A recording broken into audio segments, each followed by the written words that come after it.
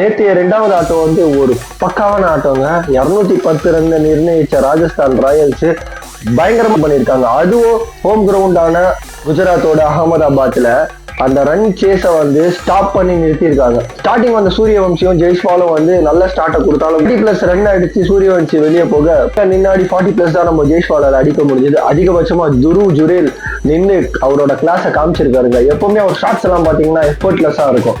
அதே மாதிரிதான் ஆடிங்க. ரெண்டாவதா வந்த குஜராத் டைட்டன்ஸ் ஸ்டார்டிங்ல ஒரு நல்ல ஸ்டார்ட்டை கொடுத்திருந்தாலும் சாய் சுதர்ஷன் மட்டும் தான் அதிகபட்சமா 75 ரன் அடிச்சிருந்தாரு. மீதி இருக்கிற எல்லாருமே சொதப்பி இருந்தாங்க. ஸோ முந்தானேத்து மேட்ச் பாத்தீங்கன்னா 200 ரன் அடிச்சு சிஎஸ்கே வந்து டிஃபெண்ட் பண்ண முடியாம போச்சு.